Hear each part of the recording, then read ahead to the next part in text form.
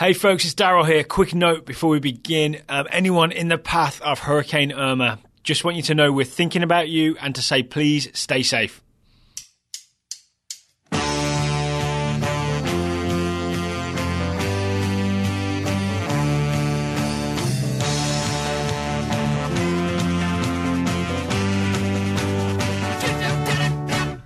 Hello and welcome to the Total Soccer Show. My name is Daryl Grove and I'm joined by a man who stumbles through qualification but always gets there in the end. His name is Taylor Rockwell. Hello.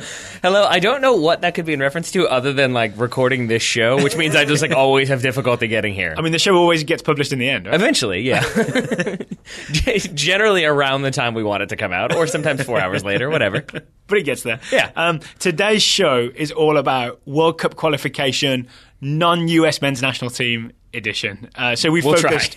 I mean, they'll get mentioned. Yeah. We focused heavily on the US over the last week or so, but it turns out there are loads of other countries also trying to qualify for the World Cup. We're going to do evidently thumbs up, thumbs down as a sort of roundup of everything that happened in the last couple games in this international window. That sounds good to me. First thing, it seems a little bit like that old joke about like from Dumb and Dumber, where it's like, I'm going to get you to gamble. I bet you $10 I can get you to gamble by the end of the day. And then he doesn't catch on that he already has. Feels like that when you begin by saying, we're not going to mention the US. Yep. You're kind of technically mentioning the US. Don't think of a blue car. Oh, yeah. I thought of a blue car now. And especially since you have one on your shirt, that doesn't help either. Yep. It's all worked out. But also, World Cup qualification has worked out for 8 teams right now. So 8 national teams have qualified already. We're going to start off, Daryl Grove, by me asking you, can you name those 8 teams? All right, so first of all, we need to define the terms. Does it include Russia? It does include Russia, yes. So Russia. Yep, you got it. Brazil, definitely qualified out of South America. Qualified top. Yep. Belgium, I believe, qualified. I know qualified out of Europe because it's in my notes for this game. They're going to get a big thumbs up at some point soon. In my mind, Mexico. Mexico definitely made it. In Asia, I think it was kind of finished, right? Yep. So Japan. Yep. South Korea. Correct. This is where it gets tricky. Syria and Australia are still waiting, right? Japan, South Korea, Iran. Yep. Saudi Arabia. You got it. There's your 8. Well done, Daryl Grove. Good job, buddy. Good job. And then, as you mentioned, we'll get to Asia in a little bit. And then we've got the playoff as well set in Asia. We have the playoff as well, at least half of the playoff from Oceania, New Zealand making that. So they'll play whoever finishes 5th, I believe it is, in South America. Yeah, okay. And that's all we're going to say about Oceania. Oh, okay. Sound good to you? Yeah. All right. So we'll start with UEFA, European qualifying. Thumbs up, thumbs down. We're not going to cover everything. We can't cover every team. Please don't tweet us. What? No Lithuania? Country name, question mark? The answer's Malta? no. Come on. If you don't hear it, then we'll talk about Malta. If you didn't hear it, it's because we didn't get to see any of it. Taylor, start us off. What you got? Thumbs up, thumbs down in Europe? I'm going to say thumbs up to Spain for... Yes, they were first on my list as well. All right, why were they first on your list? I mean, they beat Italy 3-0, and then they beat Lithuania. Sorry, they beat Liechtenstein 8-0. They are 3 points top of that group. So they that win over Italy was huge. Put some daylight between them and Italy. It did. Can I also give thumbs down to Gianpiero Ventura, the Italian manager? Did you see his quotes after that game? No. Basically, they were asked, basically, I guess the press felt like he didn't really go for it when that was the game that would basically, if you win that game, then you're top of the group, Spain drops second, then you don't have to worry about the playoffs. So he was asked, why didn't you field a better team? Why didn't you really go for this game? And he said, well, we could have won this game and then lost to Israel in the next game, and then it wouldn't have mattered. That was his explanation. And it's like, no. That is not a great answer for why you didn't really try to go and beat Spain. He needs some more press conference experience, I think. Except that he just got a contract extension after being in the job for 9 months, I believe. Oh, no. So, he's going to be there for a while. We'll see how Federation. That goes. But so thumbs down to him for not answering questions in a way that's probably going to set him up for happiness down the road. It's like Steve McLaren carrying that umbrella. It's just a weapon that people are going to beat you with just afterwards. You don't want things that are easily identifiable about you because then they quickly turn to mockery. And don't pick your nose as well, Yogi-Lo. I've got if you win the World Cup, it's fine. Okay. So I've got some specifics about Spain. A very specific thumbs up to Isco. Do you remember when Isco couldn't quite crack that Real Madrid team? Yep. Those days are gone. They sure now are. He's starting in a front three for Spain with Asensio, I think David Silva, and Isco. Isco scored 2 goals in this 3-0 win. A free kick and one where he absolutely swerved away from Marco Verratti and then put a shot at the other side of Bonucci. It was a great sort of one way then the other way kind of move. I know a lot of focus is on the Verratti nutmeg because that was famous as well, right? Isco nutmegged Verratti, which I still can't believe happened. But the more important thing is the move he put on Verratti to score that second goal for Spain. It's Isco's world, we're just living in it. My question for you is this. Do you remember when Dimitri Payet was setting the Euros alight, and every time they would show Slaven Bilic doing like studio analysis, he would always sort of celebrate and react as though he were the one who discovered Dimitri Payet? Yeah. I feel like Zinedine Zidane does the same thing with Isco now, because he is the sort of the one that like had faith in Isco, didn't want to bring in the big name players, the Galacticos, and kind of stuck with those like maybe squad players that have now kind of come into their own. I do wonder if Zidane is just sitting in the background like nodding.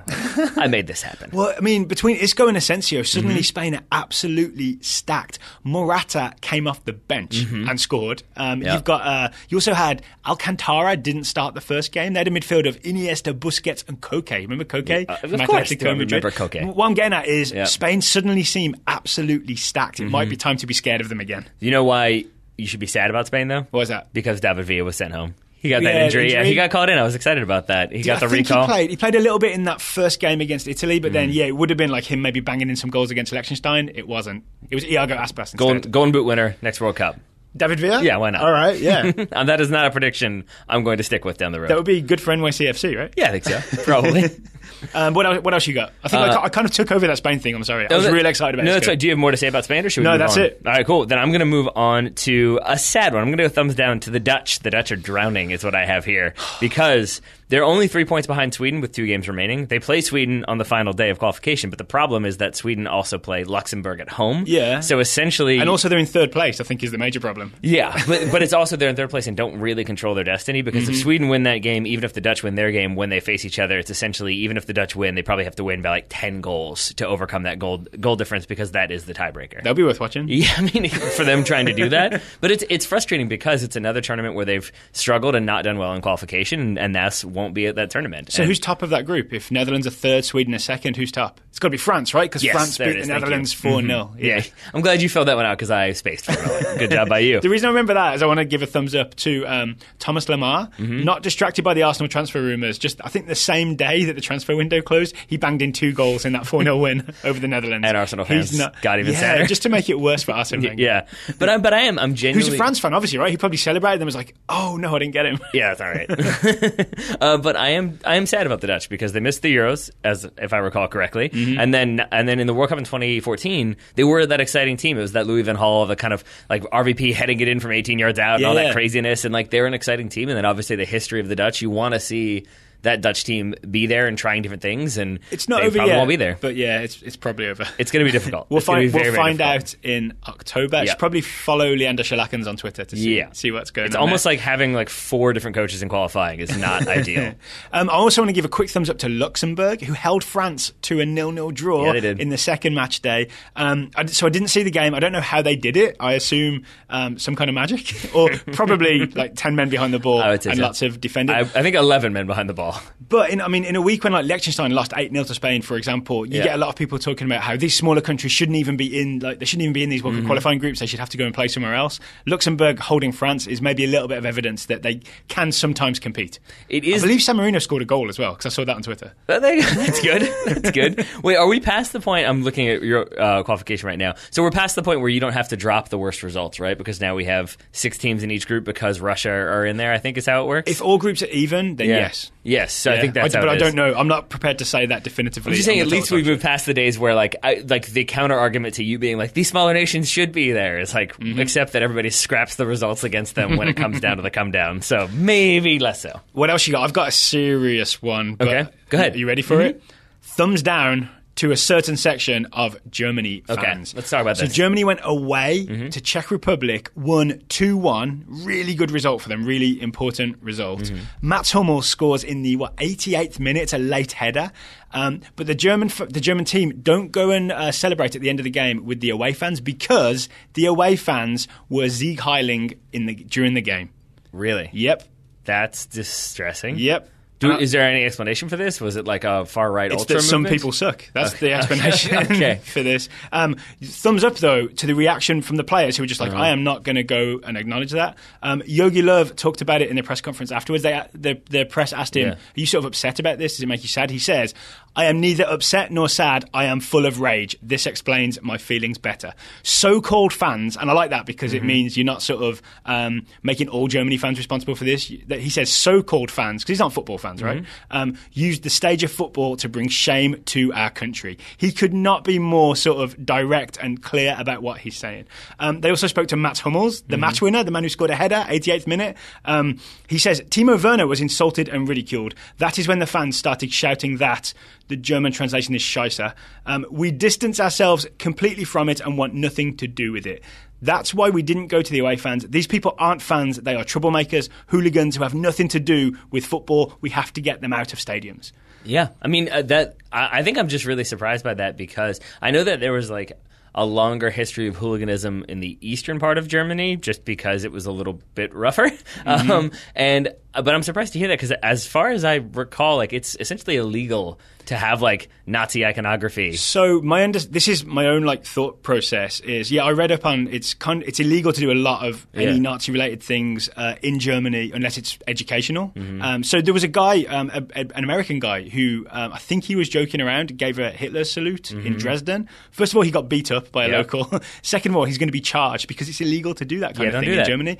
That's why they're doing it in the Czech Republic because they know they're cowards. They can't do it in their own country, so they're going away where they can't get got. But FIFA are investigating. That does have, and I'm sure that like these morons don't know enough about history to know that type of thing. But that also has sort of like nefarious undertones as well, because one of the first things Nazi Germany did was annex the Sudetenland, which is part of then Czechoslovakia. So there is that sort of like doing it in the Czech Republic also has other historical connotations that make it even worse. But thumbs up to the German coach and players' response to sort of be immediately against it. No, like there are many sides business going on there, and for a good result, 2-1 win away to Czech Republic, very good result. Yes, I'm gonna try to talk about happier things. Let's talk about Denmark, shall we? The Danes are happy people. Does this involve Christian Eriksen? Yeah, I guess it does, actually, yes, because the Danes are surging. 6 points in their past 2 games, 4-0 against Poland, 4-1 against Armenia, so not too bad 4-0 there. 4-0 over Poland? Yes, so 8-1, plus 7 goal difference in their last 2 games. So where does this put them in the table? I believe they are currently second. They are ahead of Montenegro on goal difference, I believe, is where that puts them. But the key thing there is that it feels like this is going to be a very exciting... they're third. Poland top of the table, Montenegro second, Denmark third. My thumbs just went down a little bit. I know, it's crazy. Same number of points, same goal difference, same goals scored, same goals against. So they're basically... It goes down to like head-to-head, I think, at that point. And then it's probably goals scored and head-to-head is what you end up going with. But it still feels like they're in a position to make the playoffs because they are sort of getting these results together, and they've got this kind of core group of like 26 and under players who are kind of coming into their prime, performing well. So it's not just Christian Eriksen going out there on his own? Well, that said, I think he could win. I think he had like 4 assists and a goal in this game, or 3 assists and a goal, and then the other one, Thomas Delaney. Did Harry Kane sneak on the field? That's what it was, yeah. Exactly. He just spoke with like a slight Danish accent, and that worked. Thomas Delaney, 4 goals in those 2 games. He had a hat-trick against Armenia. Who's he? Exactly, that's the type of player. He has like... second season with Werder Bremen, came from FC Copenhagen. All right. But he's one of those... He could have been Jordan Morris's teammate. Yes, he could have been. But it feels like those types of players where it's like, wait, I don't know this guy. They just have all of that potential to be that team if they make the World Cup, which I hope they do, to be that sort of like, wait, hold on, who's this guy? Who's that guy? And then like Thomas Delaney, for example, I could see somebody after that World Cup being like, maybe we'll put in a £40 million bid for him. Yeah. He seems decent. The new Danish Dynamite. Yes, maybe. That works for me. But again, they're still on the outside looking in right now. We were speaking of Spurs players. I want to give 2 thumbs up and not a middle finger to Dele Alli. I really enjoyed Dele Alli's performances for England over the past 2 games. England beat Malta 4-0 away. They beat Slovakia 2-1. And even though he's not on the score sheet, Dele Alli changed both of those games. By flicking people off? No. So that's what got a lot of the focus, right? Yeah. And I honestly don't know. He says that it was like a joke between him and Kyle Walker. And he did have kind of a cheeky grin on his face, like you might be exchanging middle finger gestures with a friend. I honestly don't know. But I really want to ignore that and focus on what he did on the field. Sure. Can I add that I once got caught flicking off a teacher, and my explanation was, no, I think we're number one. I was holding up one finger. I was 12 at the time. Did anyone believe that? No. Definitely not. So you learned a lesson. Yeah, don't be an idiot, and also maybe don't come up with like nonsense excuses that obviously aren't going to work. Seems like Dele Alli doesn't need to learn that lesson. Who knows? So England played Malta away. Malta got many, many, many men behind the ball.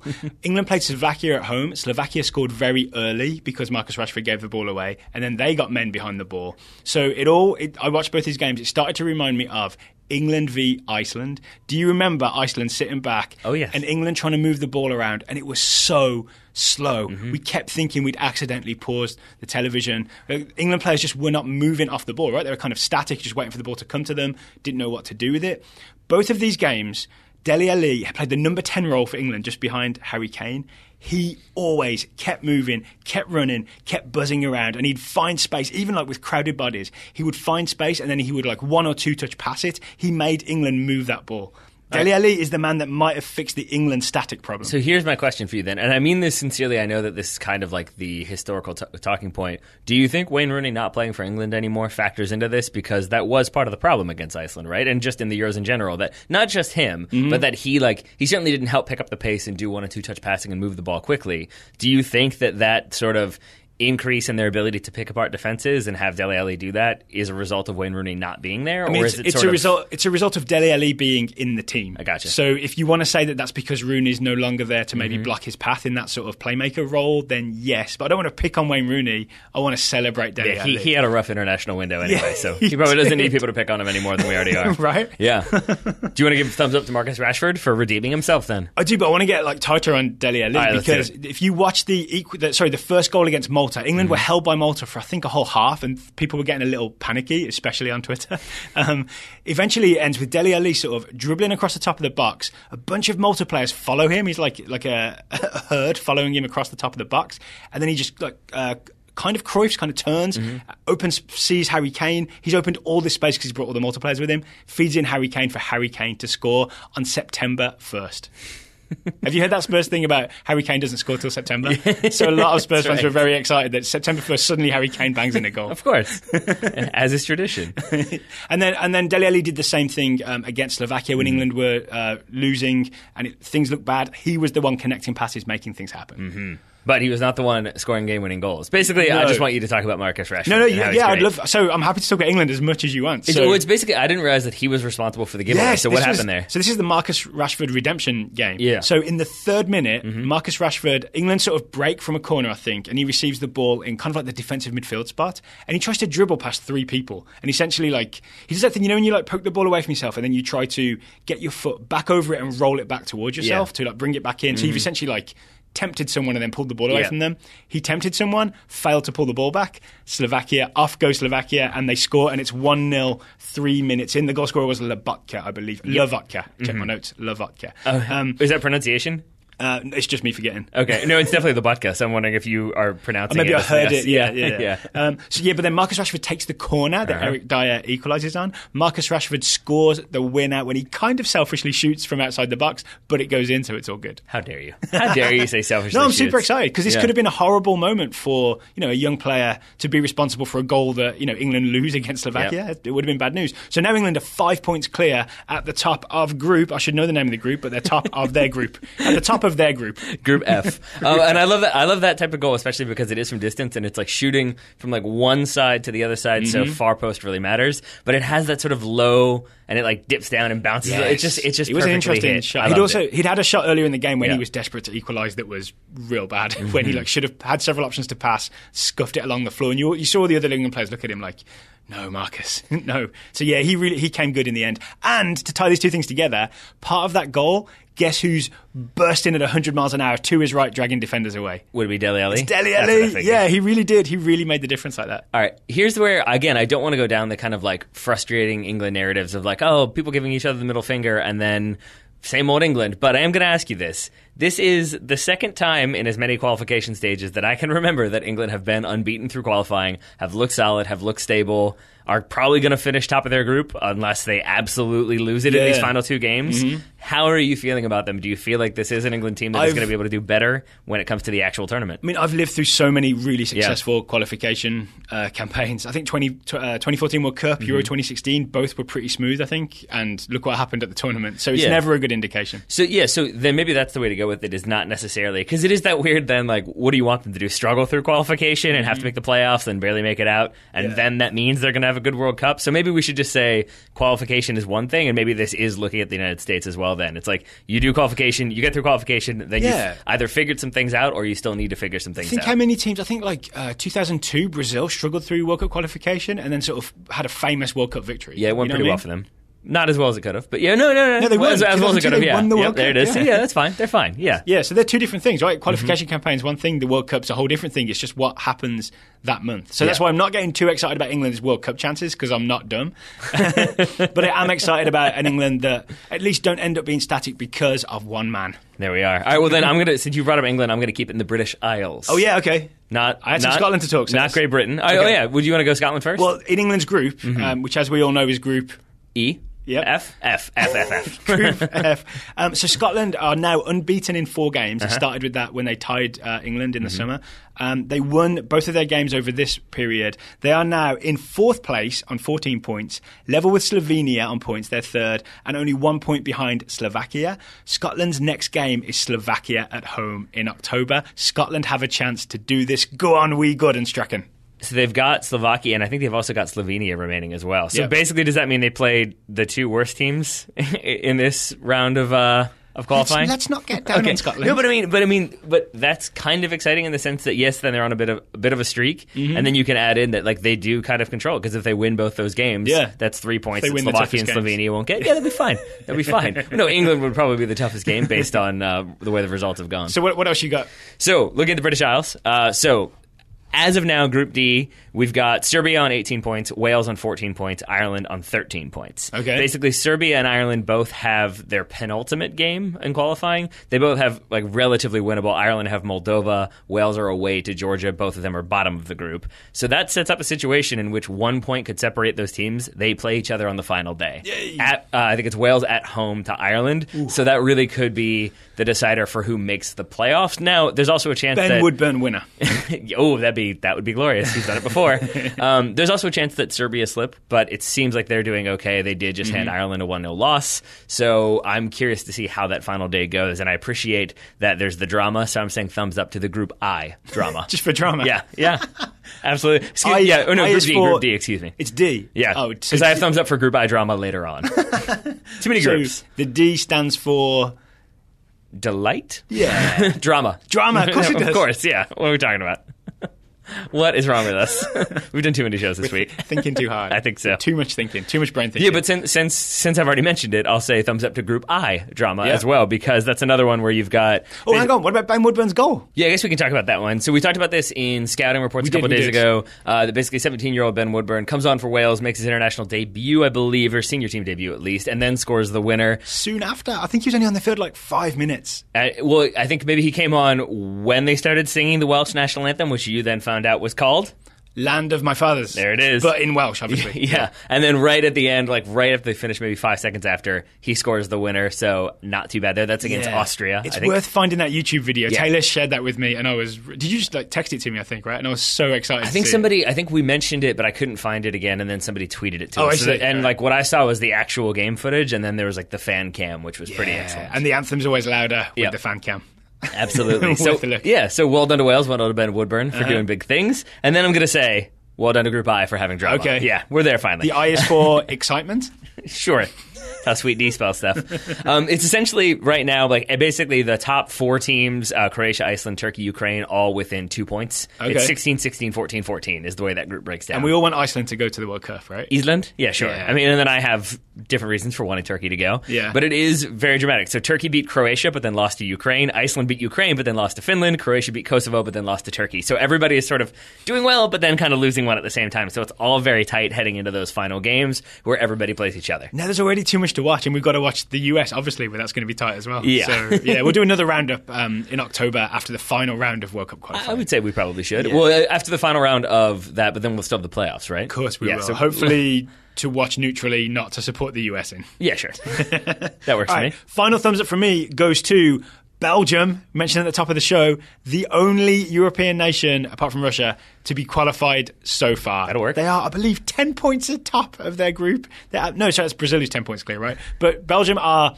enough points clear that they have 8 points clear that they have definitely qualified. And here's how they did it. They played Greece, I think away.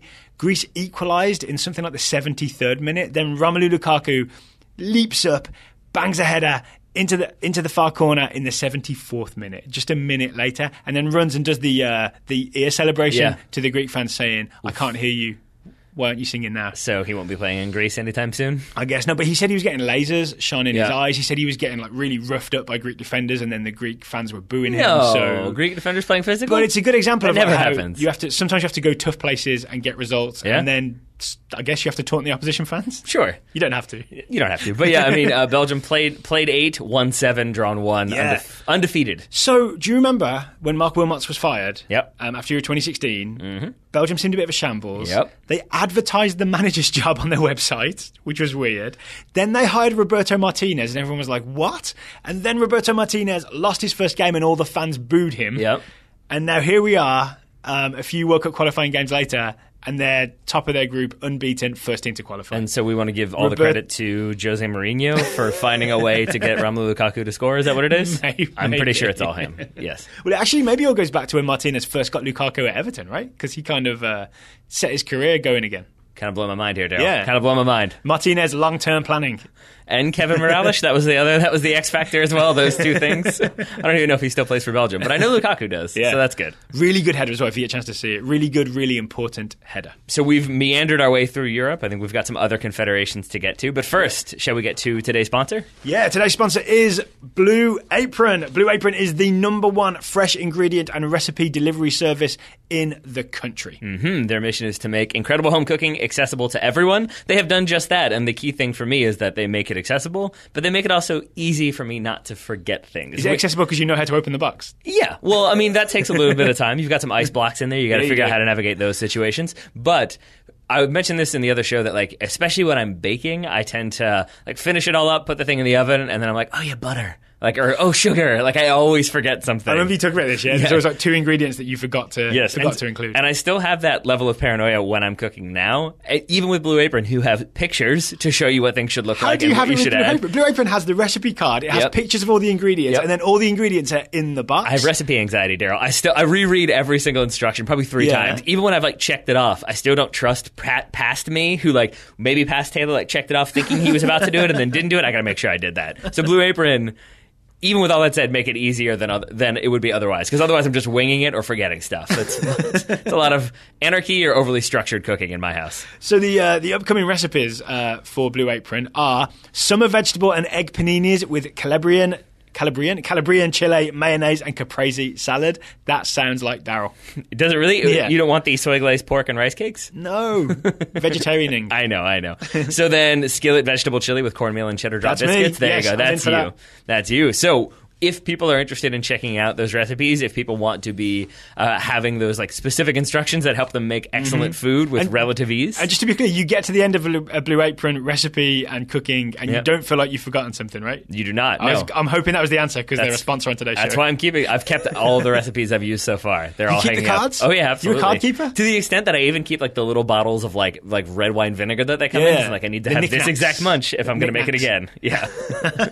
That's the plan. That's the plan. So if people want to try that as well, Daryl, what can they do? They go to blueapron.com. You can check out this week's menu, get your first 3 meals free with free shipping. You go to blueapron.com/TSS. Blueapron.com/TSS. You will love how good it feels and tastes to create incredible home cooked meals with Blue Apron. So don't wait. That's blueapron.com/TSS. Blue Apron, a better way to cook. There we go. That was not intentional, and I don't feel great about it, but it worked out. I loved it. All right, so where shall we head next, Daryl? You tell me, Taylor. You're driving the train. Let's go to Africa. Let's go. Okay. Staying in the general area, we're going to go down south of the Mediterranean into Africa. Okay. I'm going to say thumbs down right away to Cameroon. eliminated from contention with 2 games to play. Cameroon are out. I'm learning this right now. You did not know that, really? No. Yeah. So their group, Nigeria top with 10 points, Zambia second with 7. Cameroon are out 3 points. Algeria also out 1 point in that group. So no Riyad Mahrez at the World Cup. No Riyad Mahrez. So Algeria, who were at the previous World Cup, they're done. Or excuse me, at the 20. Yeah, they're at 2014, right? I remember watching them against Russia. And then Cameroon, current African Cup of Nations champions, not at the World Cup either. Oh no! And as long as I'm bumming you out, I'm going to keep it going because I'm going to say Ghana might be missing out as well. No. Ghana inconsistent. So they had here's how inconsistent they are. So on September 1st, played Congo, who are bottom of the group, 1-1 draw at home. Went away to Congo, 1-5-1. Did Ghana. So it seems like they're just kind of it's the kind of consistent problems that Ghana have had, where it's players maybe not wanting to play, but then coming back. But then there's pay issues. There's issues with getting people where they need to be. So it just seems like Ghana? Things are so up in the air with Ghana. Yeah, I always thought of them as a pretty well organized federation. No, Ghana. Remember, they had flyover buckets of cash for before players would play in the 2014 World Cup, or the players were worried about getting their World Cup bonuses, and they wanted to make sure that the federation was going to honor those before they would play. No, there's always kind of issues with the federation and the national team, and I think that's finally caught up to them. So as things stand, because I think of them as World Cup regulars, mostly because the US always plays and loses to them. Right? Yeah, exactly. Hey, not the last time. Time. But I think as things stand, Egypt, top of that group, 9 points. Ghana have 5 points. So they're basically going to need to win out. They do play. The final game is home to Egypt, so that will be interesting to see what happens. I forgot. African World Cup qualifying, the final stage is absolutely brutal, right? Is it 4-team groups? The groups are 4 teams, and only the top team goes through. Correct. And there's always at least 2 good teams, so someone's always missing out. I mean, Egypt, Uganda, Ghana right now are the top 3 in that group. Congo bottom. But the positive side, if you want to go thumbs up, is that Egypt are in position to actually qualify for a World Cup. They're always in contention. There was the period of time where they were winning African Cup of Nations 3 consistently, but not making the World Cup. 3 in a row. Mm-hmm. So they have Abu Trika deserved a World Cup. Well, maybe he can come back and be an honorary member. He was old then. But final game's home to Congo and then away to Ghana. So if they win against Congo, that puts them in a very, very good position to qualify for the World Cup, which will be exciting. All right, staying in North Africa then, I want to give a big thumbs up to, I couldn't find his name and I'm sorry, but the Tunisian commentator on Tunisian Beat in Sports, who he had the call on Anis Badri's 79th minute equaliser for Tunisia, I think away to DR Congo, Democratic Republic of Congo, made it 2-2. It qualified Tunisia, I believe, or almost qualified them for the World Cup. It makes it very likely that they'll make it. They are 3 points ahead of DR Congo, and I think that was the thing where if they'd lost that game, it would have been trouble. So I think they have Guinea and Libya remaining, neither team who've done very strongly. So I've listened to a lot of commentators recently who try to fake the enthusiasm. Like when a team scores, they try to do the going crazy, like go, go, go, go, go, like really getting into it kind of thing. But it's kind of performative. It's sort of like, I'm performing here so the people are excited about soccer. Whoever this guy was, I'm sorry, I really tried to figure out. I think he cried at the end. I'm pretty sure. I feel like I saw that. Trying to figure out who it was. But when you hear the emotion in someone's voice, when they're screaming and they're hoarse and they're just screaming goal and they're screaming their player's name, you just know when it's real. This guy was feeling it. Can I add that you forgot to mention when you talked about Tunisia, the proper title is Tunisia, future U.S. national team opponents in the World Cup? Oh, yeah. People won't know what you're talking about. Did you tweet this or did you text I did tweet this. That for some reason, I have no idea why, I have decided that if the United States qualify for the World Cup, which I think they will, they're going to draw Tunisia in their group. I don't know why, other than I was reading about the players and just realizing how little I know about a lot of their players and about what they do, and was just thinking they are going to be such a pain to research, especially in depth. The United States is going to get them, and 6 months from now, I'm going to be looking at this team like, oh boy, I got some reading to do. So what else happened in Africa? I mean, the other one that I have is a big thumbs down to match manipulation. So don't we always give a thumbs down to match manipulation? Yeah, I guess so. But especially in this situation, FIFA have banned Ghanaian referee Joseph. Unless it's Dele Alli manipulating it, then I'm pro. Okay, but I think he doesn't do it quite like this. FIFA banned Ghanaian referee Joseph Lamptey for life, and the match that took place in November 2016 between South Africa and Senegal, which Senegal lost 2-1, that will now be replayed this November because that was South Africa's only win of qualification so far. From what I understand, it was a very questionable penalty in the sense that there was definitely no penalty. No, I have not. I want to see this. Yeah, but it was, I think, on is it Koulibaly, the Napoli defender who you drafted? I think it was called on him, not even even Oh, close. then definitely no Exactly. And the suspicious thing from what I read is that basically it was like the 41st minute, I think, of that game, and a lot of the questionable decisions that this referee has made revolve around like goals late in the first half, late in the second half, which is a good indicator that something is happening because you get a lot of betting on halftime, full-time Oh, that's scores. interesting. So he's not like fixing or manipulating for one team to win. That's why they're not calling it match fixing, right? He's just fixing so that he's manipulating so that there is a first half goal. Yeah, but he has lots of questionable moments. There was one in the African Cup of Nations a few years ago. I can't remember if it was Angola that benefited or lost out, but it was like 4 minutes of injury time. He let them play 6 and then awarded a dubious penalty and then blew immediately after the penalty was taken. So there's a lot of strange things happening there. So that one's going to be replayed. And I guess if you're a Senegal fan, that's very good because Senegal could make it now. Because right now they're third in the table, but they're 1 point behind the top 2 who are tied at 6 points. Mm-hmm. So if they replay that, get that win, suddenly they're top of the group and looking very likely to qualify. Sadio Mane Senegalese? He is. I want Senegal to go. I want to watch Sadio Mane at a World Cup. There you go. Yeah, all right. There you go. Go Senegal. All right. That's about all I have from Africa. Yeah. Should we go to Asia? If you say so. We're basically, again, to reiterate, Iran, South Korea, Japan, Saudi Arabia all qualified. I believe I remembered that at the top of the show. Absolutely you did, which leaves Syria and Australia in a playoff to see who then has the playoff against the fourth-place team in CONCACAF. It's a playoff for a playoff, right? Mm-hmm. I mean, this is interesting because it could be the United States playing off against Syria or Australia, which is really tough either way, right? Yes. Syria's politically complicated, obviously. Very much so. Australia are kind of a decent team that would give us a really good game. But I'm going to say thumbs down to Australia for their lack of goal scoring. Because in the same way that you're talking about the Tunisian, the opposite way, I guess, the Tunisian commentator who, like, you could feel the passion. From what I understand, the Australian commentators in their final game, final game against Thailand were furious. Why? They won, right? They did. So they basically needed a 3-goal win to overturn the goal difference so that they would qualify automatically over, I believe, Saudi Arabia was the one that they were competing against. I think that's it. Okay. So instead, they beat Thailand 2-1 at home. Yeah. They had 39 shots on target, hit the post 3 times, but I guess evidently were so amped up because they knew they needed more goals that they just kind of had no composure, were shooting whenever they could, didn't really pick their chances, didn't play calm, and so as a result, they're in this playoff against Syria, which is going to be a tricky fixture. Oh, dear. Yeah, and as we said, probably not going to be played in Syria, given political ramifications. Can we talk about Syria for a second? Sure. Because this seems like the big story out of the Asian Confederation is that Syria even got this far to the World Cup playoff. They're not a team you would have picked at the start to go this far. No, they are not. What's been going on then? How's this happened? I mean, well, it's essentially they've been playing all their games on the road, and it's a lot of like fighting for points here and there. I think so they were playing in Malaysia against Korea this last round. So they play their home games in Malaysia because obviously they can't play in Syria. I think they play where anyone will have them. It's kind of the issue that they find themselves playing all over the place. So in this situation, Malaysia, I think, was like 3,700 miles away across the Indian Ocean from Syria. So not exactly a home game. I think they're free to attend because they're just trying to get people there. But the other issue, there's a good ESPN article about it, which maybe we can link to in the show notes. Okay.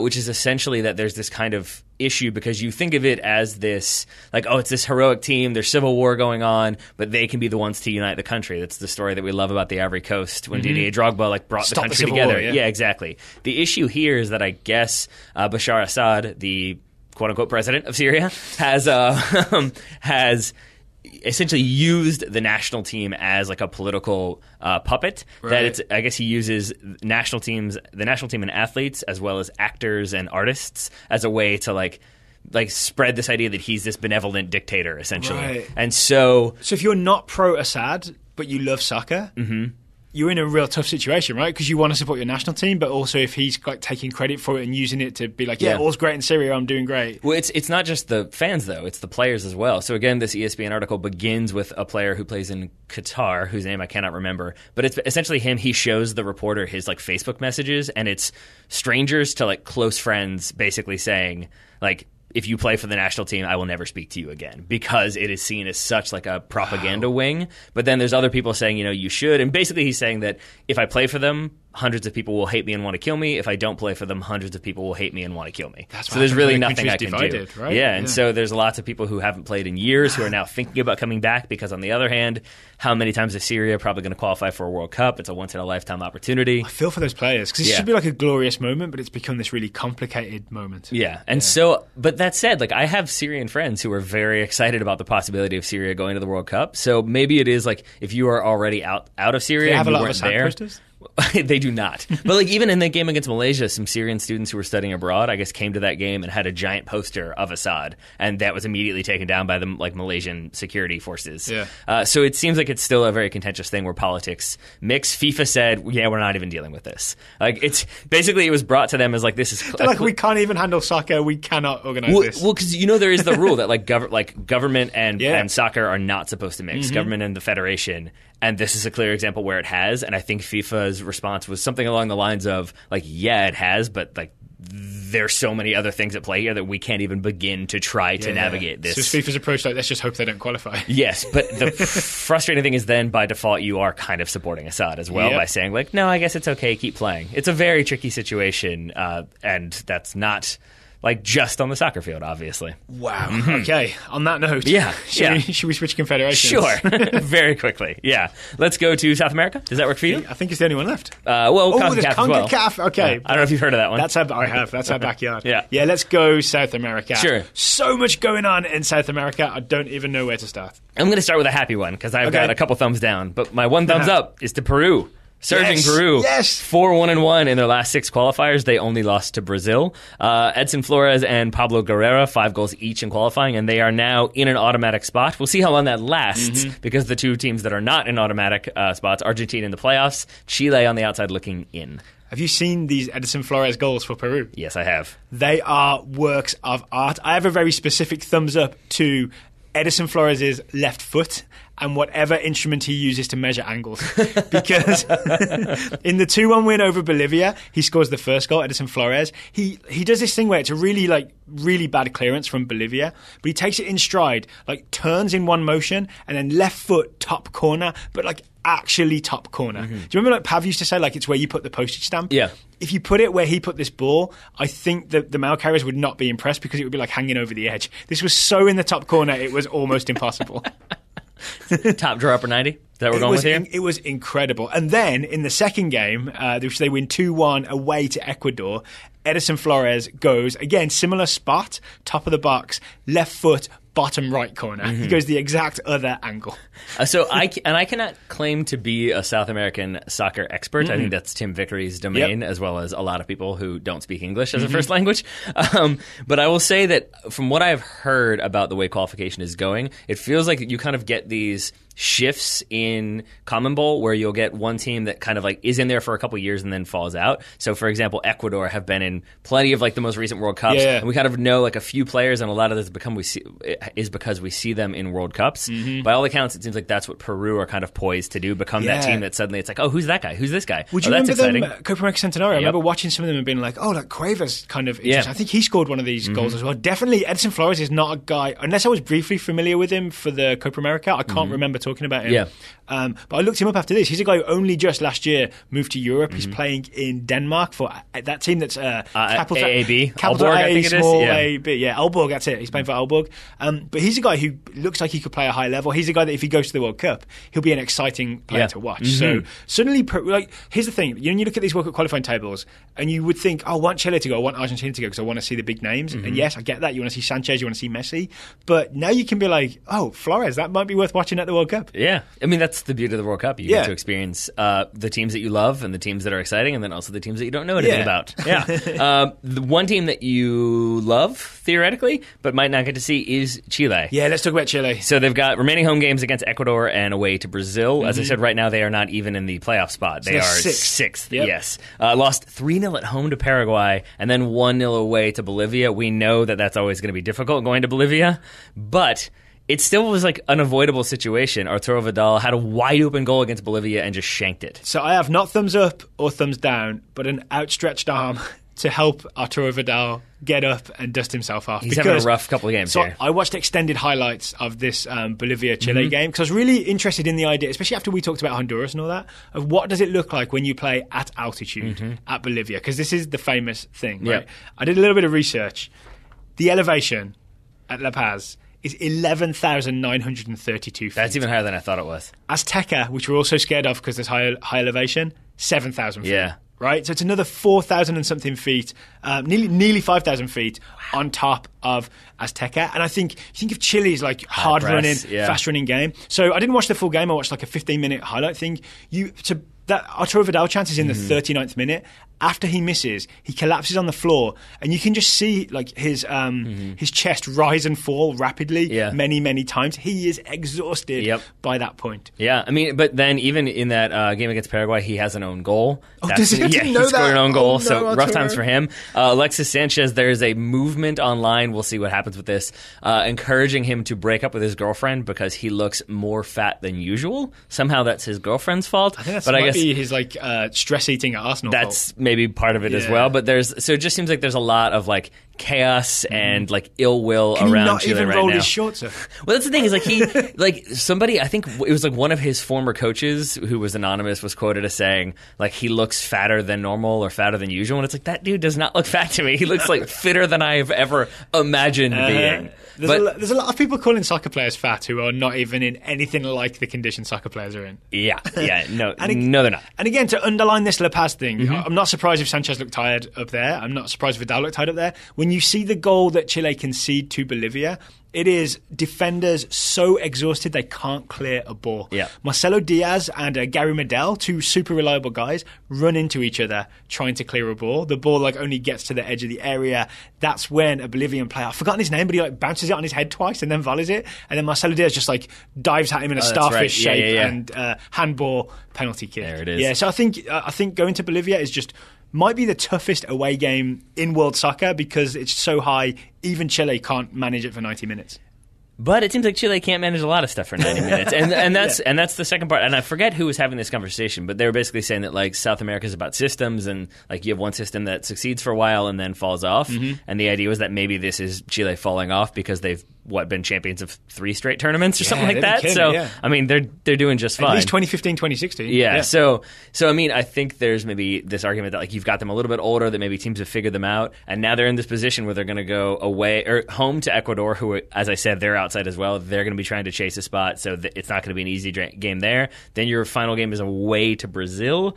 I mean, it's not as though Brazil, like I know some people would think like, oh, the season's over, they've already qualified, or they've already won the title, they're just going to put out the Still kids. Brazil. Like, nope, Brazil are going to be putting out the team that they need to put out because there's a lot of pressure on them always. So we're bracing ourselves for a World Cup without Chile? Theoretically, I mean, I still think there's a chance they make it if they beat Ecuador. Maybe they go to Brazil, they're motivated. Brazil are kind of like, okay, you guys are going to press us, that's fine. They get those 6 points, and then that puts them in the position. Speaking of Brazil, a huge thumbs up to the incredible doctor that fixed Felipe Coutinho's back. I know, how did he do it? Suddenly he was able to play for Brazil and score in the 2-1 win over Ecuador. I mean, it's a shocker. It's a shocker. And shockingly enough, he's also returned to first-team training with Liverpool after the transfer window closed. Yeah, Jurgen Klopp said he's got some work to do, but he'll be fine. So, yeah, we're going to see Coutinho playing for Liverpool. Probably this weekend, is my guess. It's Man City Liverpool this weekend, isn't it? 7:30 in the morning. I feel like we might be seeing him, or at least maybe off the bench. No, I don't think they will because the other players have done so well recently. This is a whole separate Premier League preview situation. I suppose.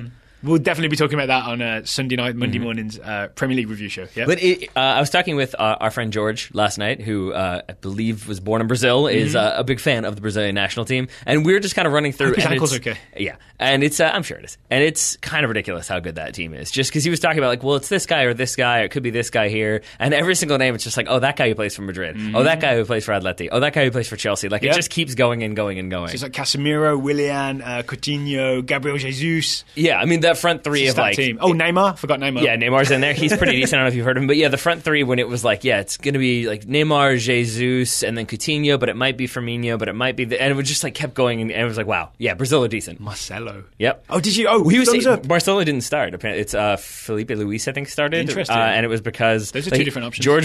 George's point was that Marcelo can go missing at times. That he'll probably start overall, but like maybe you want Felipe Luis for a little bit more defensive, like responsibility. I want to give a thumbs up to Firmino for a brief comment he made to the media. Saw that. That was great. Yeah.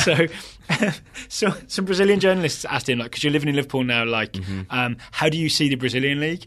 And Roberto Firmino's answer was, on television. I love that, man.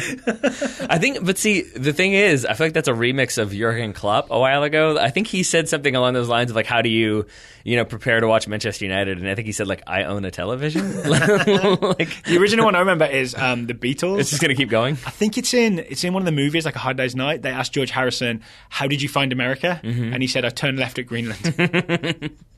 Now, is that a real quote? I think it's a scripted quote from the movie. I'm pretty sure. Because apparently the famous one of... they asked Paul McCartney, is Ringo the best drummer in the world? And he said he's not even the best drummer in the Beatles. Apparently that's not a real quote. He didn't actually say that. That's like a fake one that's attributed to the Beatles. He wouldn't say that. Of course not. John would say that. Should we get back to South America? Sure. I guess we should. I mean, I think the obvious team to talk about now would be Argentina. Oh, yeah. Because... we've kind of skipped over them, but they're in the playoff spot, which is not a position we ever thought they would be.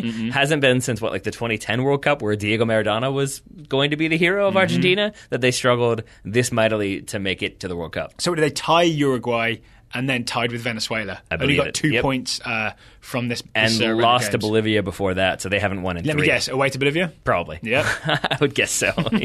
Yeah, so lost to Bolivia, drew Uruguay. They shouldn't be allowed to play there, is all I'm saying. All right. You want them to flatten out Bolivia? Is that what I'm hearing from you?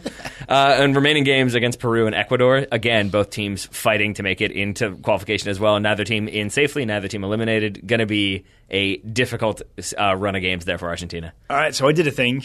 I watched the highlights of Venezuela 1, Argentina 1. Oh, yeah? And I want to give a thumbs up to Rafael Dudamel, the Venezuela coach. Yep. You know what he's gone and done? Venezuela are eliminated, right? They are eliminated from the eliminatorias of World Cup 2018.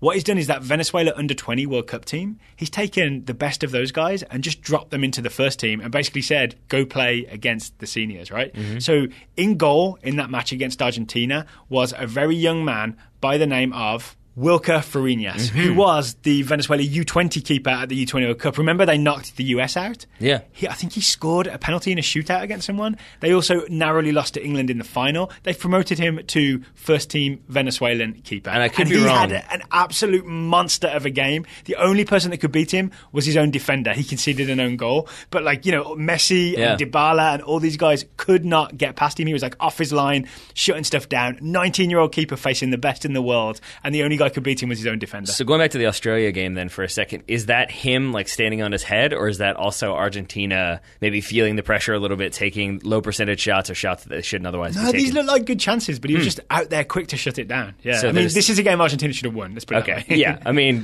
but also on that Venezuela team is Yangel Herrera, the NYCFC guy. And do you remember a guy called Cavano we were really worried about, excited about when the US played them? A lot of these, I can't say that I do. A lot of these talented players, these talented young Venezuelan players, are being given a chance in these sort of kind of pointless games in terms of qualification, but it could come good, say, next time around for Venezuela. Was your best friend on the field for that game? Who's that? Joseph Martinez?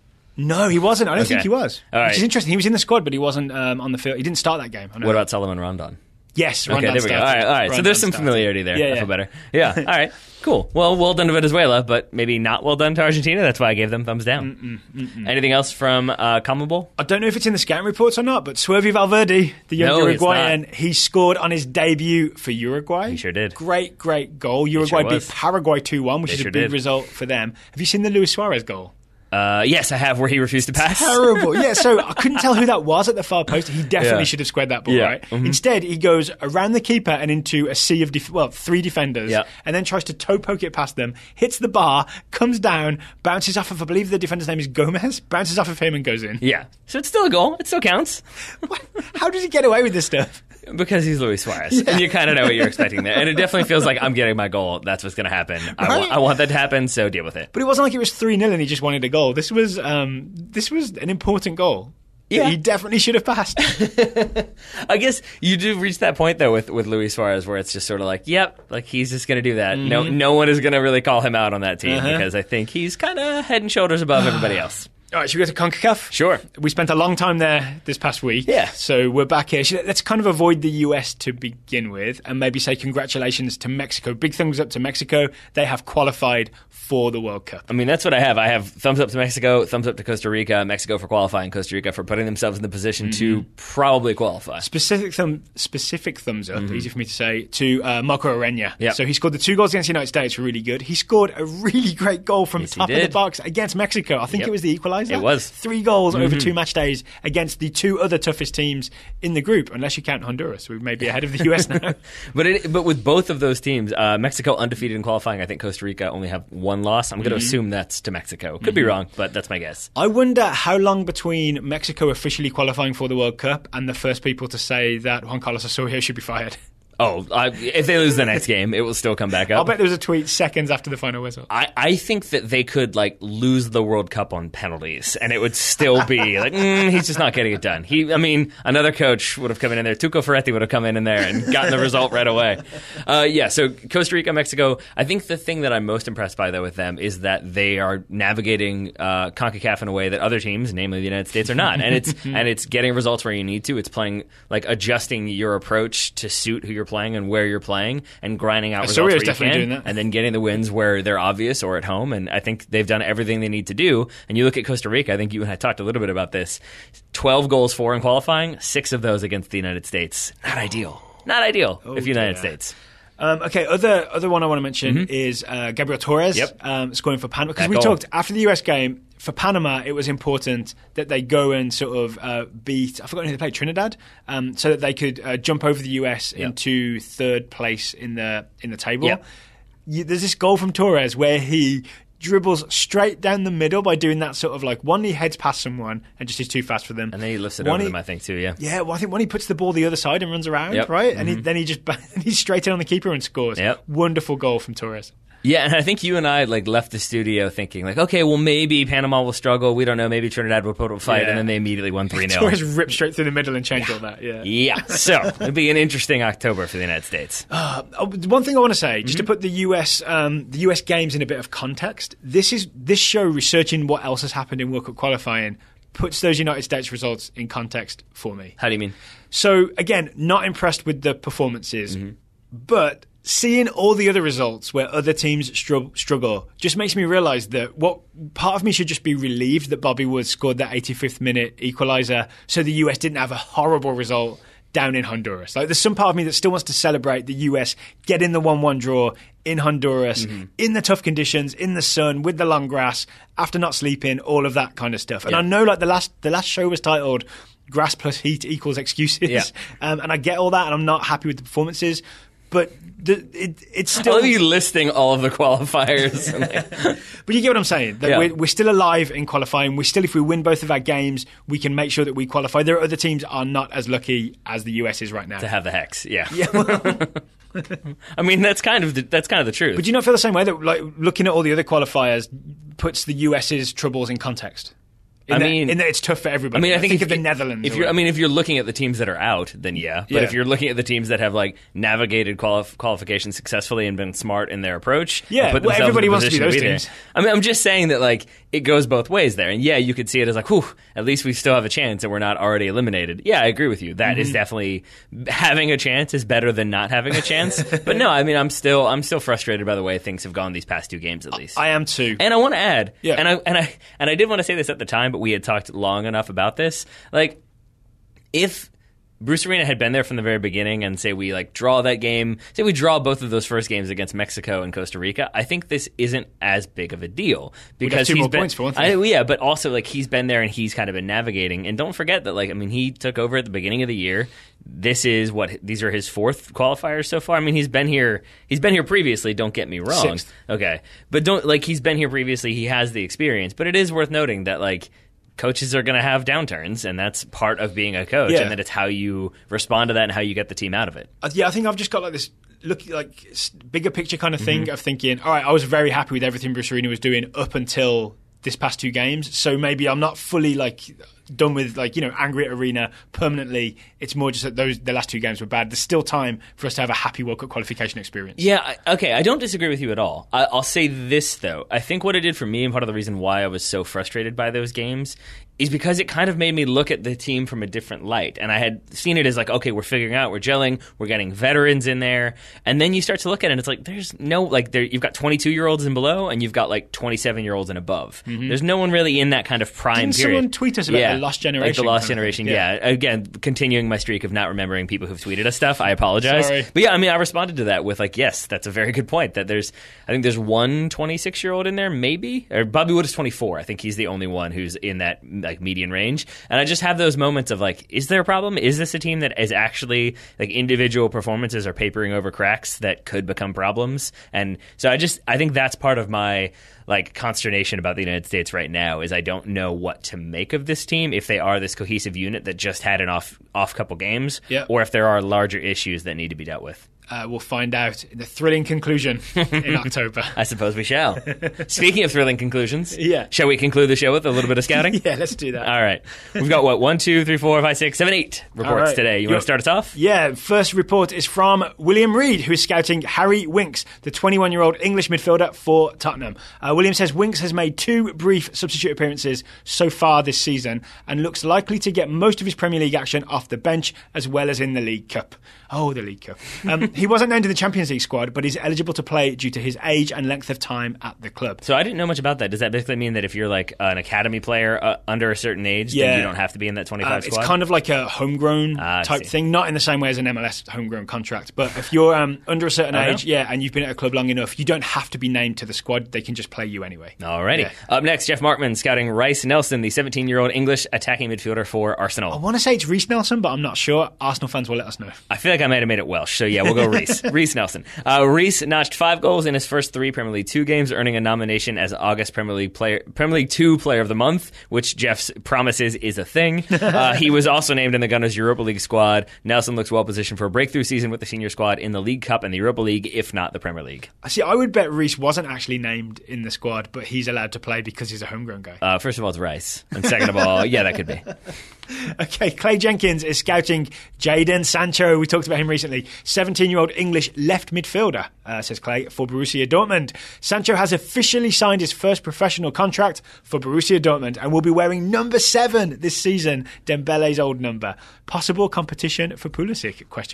Says Clay. Says Matthew Cleveland, scouting Daniel Malin. Well, can we talk about this a second? Sure. They gave him the number 7 shirt. Yeah. They signed a kid who's never played before and gave him Dembele's shirt. It's like a first-team squad number. Yeah. That seems weird to me. I feel like Jadon Sancho should be getting number 74 or something. No, I mean, I think Dortmund aren't big on like stockpiling players to never play them. That's more of a Premier League thing. So I think maybe they're going to bring him in. They're going to see how he develops. They do have a history of playing 17-year-olds, and maybe it's also like, hey, Dembele, we replaced you that quickly. So we could have this could be like the team of my dreams. We could have an American right winger and an English left winger. Yeah. This could be Borussia Dortmund could really be my team at some point. You feeling better about things now? All right, there we go. Matthew Cleveland scouting Daniel Malin, the 18-year-old Dutch forward for PSV. After scoring 27 goals in 67 games for Arsenal's U18s and U23s, Malin is now on his way to the Netherlands to play for PSV Eindhoven. He's had a 3-year permanent deal with an eye towards getting first-team minutes. Matthew added that is another sign that Arsenal's transfer window was not ideal. So, Matthew, do you want to keep scouting Malin? Because I think Matthew was an Arsenal fan who asked for an Arsenal player, and Daniel Malin had this sort of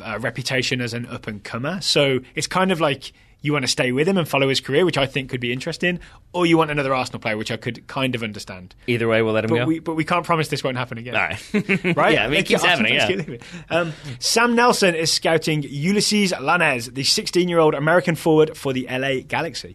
On Monday, Ulysses was called into the US Under-17 camp in preparation for the upcoming U17 World Cup. He was also named the number 1 player in the Southern California region, the class of 2019, by TopDrawSoccer.com. I've heard of them. I've heard of them too. I believe you put a show out this week. Did you not? Yes, I did. So Travis Clark and I, Travis Clark of Top Draw Soccer, we did a show where we picked a US 11 of sort of the next generation of players. Like who's the next right back, who's the next left back, who's the next forward that is coming through the system and could play for the US men's national team. If you're interested in the future of the US team, please go subscribe to Top Draw Soccer show and have a listen. I have not listened yet. I'm going to listen, but I do want a little bit of a spoiler. You and I were a little bit concerned about our inability to come up with possible left-back options. Was it as bleak as we thought, or were there options out there we just hadn't thought of? So Travis went really young and chose a 15-year-old. Oh, boy. George Bello. More on him in just a moment. Between Marco Farfan, because we've been getting good scouting reports, Portland Timbers left back, and Brandon Vincent, who's 23. So there are options, but 2 of them are teenagers. All right, then. Mark Gardberg scouting Patrick Schick, the 21-year-old Czech striker for AS Roma. Yes, Mark, you can scout him. The new Zlatan has completed a £42 million move from Sampdoria to AS Roma, breaking the club's transfer record in the process. Schick was initially slated to move to Juventus this summer, but failed the medical with a heart irregularity, prompting Sampdoria's president to joke, he'll go where his heart takes him. Wow, Sampdoria president has a terrible sense of humour. Yeah. Or at least a dark sense of humour. Mike Spinelli is scouting George Bello, the 15-year-old American left-back for Atlanta United. The Atlanta United homegrown player was named to the 25-man roster leading up to the U17 World Cup next month in India. That seems young. I guess no, it's not too far off, right? And we've continued our tradition. Continue to read. He's been a mainstay for the U15s, but is the youngest player in this camp. Bello was named to the US Soccer Development Academy. He was named the US Soccer Development Academy Player of the Year in 2017. So Hackworth may have him in just to give him some experience in camp with the older players. Only 21 will go to India. Are you enjoying yourself over there? This is my favorite aspect of scouting. It really is. If you've missed this, to reiterate, it's a tradition of Daryl not reading the report, then pontificating about what could possibly be happening, and then reading the report. Generally, you're correct, to be fair. So there's that. It just makes me laugh every time. So thank you for that. It's proof that you don't have to do your work. You can wing it. Yeah, there you go. Greg Gillette scouting Dayo Upamecano, 18-year-old French center back for RB Leipzig. Dayo has started both of Leipzig's games this season, a 2-0 loss to Schalke and a 4-1 win against Freiburg. Against Schalke, he conceded the penalty that led to their first goal. Nevertheless, Greg says Dayo looks like everything that Micah Richards was supposed to be. He's built like a freight train, he's good in the air, he's very, very, very, very fast, and has the footwork and ball skills to play in midfield, even though he's playing at centre back. Oh, right. Well, Micah Richards was everything Micah Richards was supposed to be. At the same age. Okay. Yeah, he was playing for Man City. At the same age, there we go. 18. Yeah. Key distinction. Thank you to William, Jeff, Clay, Matthew, Sam, Mark, Mike, and Greg. That's how you do it. That was well done. Thank you for the Scout Reports. Thank you to everybody who's recently joined the Total Soccer Show Scouting Network. You just Dele Alli'd me. I sure did. And not in a good way. If you'd like to join the Scouting Network, it is totalsoccershow.com/join. Also, thank you to everybody who bought a T-shirt as part of our T-shirt campaign. The campaign is now over. You cannot buy those T-shirts anymore, but we'll be putting up a new campaign next week with new T-shirts. Mm-hmm. And then Daryl's going to unleash Taylor to come up with weird T-shirts. Is that the plan? After that, we're going to have some creative sort of soccer-themed T-shirt ideas. We'll see what we can come up with. They're going to be weird. They're not going to be weird. I still want to do Common Law Podcast Married, but we'll see how that goes. I'm not sure how much of a demand there is for that shirt outside of you and me. We'll find out. All right, Taylor, thank you for taking the time to talk to me today. And Joyce, I think it was, on Twitter, who I think initially suggested that one. Yep. And with that said, right back at you, buddy. Listeners, thank you for listening. Taylor's off tomorrow, but I'll be here talking Minnesota United with the guys from 55.1. So I'll talk to you tomorrow.